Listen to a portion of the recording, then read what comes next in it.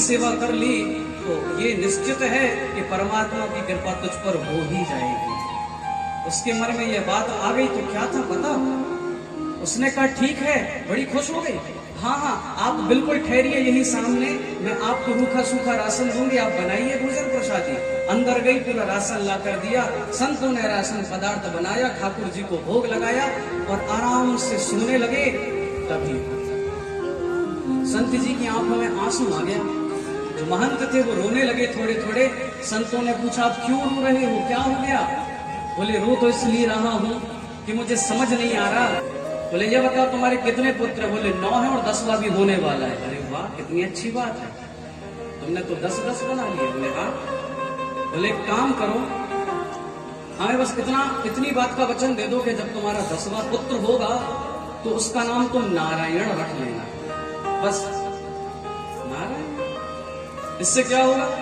बोले वो हमें नहीं पता, बस तुम नाम रख लेना, जो होगा सो हो जाएगा। ठीक है, रख लेंगे, इसमें क्या? सो नारायण नाम रख लिया। अब जैसे ही पुत्र का नाम नारायण रखा, एक बात बताऊं ना, नन्ना सा हो तो व्यक्ति का मुंह थकता नहीं उसका नाम लेते सब दिन। अरे मेरा बेटा, अरे मेरा राजा बेटा, ये जो भी नाम होता है सब दिन उसको नाम से पुकारता है व्यक्ति। इतना नाम अगर भगवान का ले ले तो शायद कल्याण हो जाए, लेकिन नहीं, उसका नाम लेता है सब दिन, भगवान का नहीं लेता। तो उस संत को तो पता था, संतों को बुद्धि में बड़ा चतुर होता है, मजला वाला।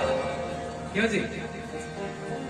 अब ये मत सोच रहा कि हम भी मजले हैं, ये कोई चर्चा कर रहे हैं।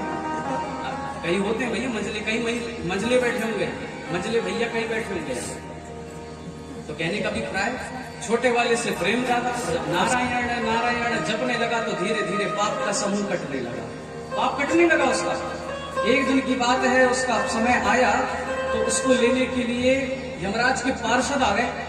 और जब पार्षद आए तो पार्षदों को देखकर पापी व्यक्ति कितना भी पाप कर ले, लेकिन भगवान के नाम में वह सामर्थ्य है कि भगवान का नाम लेते ही बड़े से बड़े पाप कट जाते हैं। अब यहाँ पर भैया सप्तम स्कंद में प्रवेश कर रहे हैं। एक बार सभी लोग बोलो वृंदावन बिहारी लाल की जय। सुहृद ब्रह्मन् भूतानां भगवान् स्वयं इंद्रस्यार्थे कथं दैत्या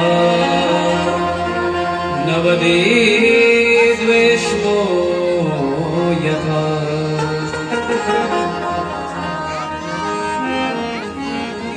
सज्जनों, भक्ति क्या करोगे तुम? राम नाम बोलते तुम्हारी वंदवाणी में, अतः तू योग कर, भोग से भी योग कर, और भैया भजन कर ले भगवान का जवानी में। भजन सिर्फ जवानी का है, बुढ़ापे का नहीं। क्या जा रहा है? प्रेम से कहो श्री राधे। तो मैं दिया बुढ़ापे में, क्यों? मुंह में जब स्वाद ही नहीं आ रहा तो छोड़ोगे ना, दांत ही नहीं बचे तो छोड़ोगे। अब ऐसे समय पे छोड़ा तो क्या छोड़ा? तब छोड़े का माने जब आपके दांत हो, अच्छा बढ़िया स्वाद आ रहा हो और छोड़ दो तो जाने कि आपने छोड़ा। कई लोग जीवन पर्यंत लाल पानी पीते रहते हैं और बुढ़ापे में छोड़ कर कहते गुरु जी हमने छोड़ दिया। क्यों छोड़ दी भैया? और थोड़े समय के पी लेते, और थोड़े समय के लिए क्यों छोड़ी? जीवन भर तो पी, अब क्यों छोड़ी? अब पी पियो। अब छोड़े से कहा है, पहले छोड़ते तो जानते ना। तो ऐसा नहीं है, भगवान का भजन भी बुढ़ापे का नहीं है। अब कर रहे तो कोई अर्थ नहीं, जवानी से करते चले जाओगे तो कोई फायदा। पेड़ है, अगर ये बनी हुई इस दीवार में है, हाँ पिताजी हैं। अच्छा इस धरती पे है? बोले हाँ है। बोले इस बने हुए छत पर है? बोले हाँ है। बोले इस खंभ में है? बोले हाँ है। लेकिन आपको नजर नहीं आएंगे, सिर्फ मुझे नजर आएंगे, क्योंकि उनको देखने के लिए भी वैसी आंखें होनी चाहिए, आपको नजर नहीं आएंगी। और जैसे ही कहा कि इस खंभ में भी है? बोले हाँ है। और जैसे बोला रुक जा, तुझे और तेरे इस भगवान को आज समाप्त कर दूंगा। बोले बांधो इसको खंभ से। आज खंभ से प्रहलाद को बांध दिया। बोले आज इन दोनों को समाप्त कर दूंगा। उठाई अपनी गदा और जो घुमाकर मारनी चाहिए तो आज दाढ़ मारते हुए उस खंभ को फाड़कर नरसिंह भगवान प्रकट हो गए। बोले नरसिंह भगवान की। 6 प्रकार की भक्ति सबसे पहली बताई है प्रणाम करना। सबसे पहली भक्ति है प्रणाम करना, अपने से बड़ों को प्रणाम करना चाहिए। लेकिन एक मैं बात बताऊं आपको, प्रणाम करने की भी विधि होती है, हर प्रकार से प्रणाम नहीं होता। प्रणाम करने की विधि होती है, लेकिन मैंने एक चीज अनुभव करी है, आज का व्यक्ति झुकना भूल गया है। आज का व्यक्ति झुकना नहीं जानता। आज का व्यक्ति खड़े खड़े पैर पड़ लेता है ऐसे। कोई व्यक्ति आ जाए ना, बड़ा बुजुर्ग या पंडित जी भी हो या कोई भी हो, ऐसे दूर से पैर पड़ लेता है। ऐसे ही पड़ता है कि नहीं? झुकना नहीं जानता। प्रणाम करने की विधि क्या है? दोनों हाथों से प्रणाम करना चाहिए। कैसे? दोनों हाथों से। सब ध्यान दो, सबके काम की बात बता रहा हूं। दोनों हाथों से प्रणाम करना चाहिए। बोले नहीं कर रहे हैं अगर दोनों हाथ से प्रणाम, तो क्या हो जाएगा?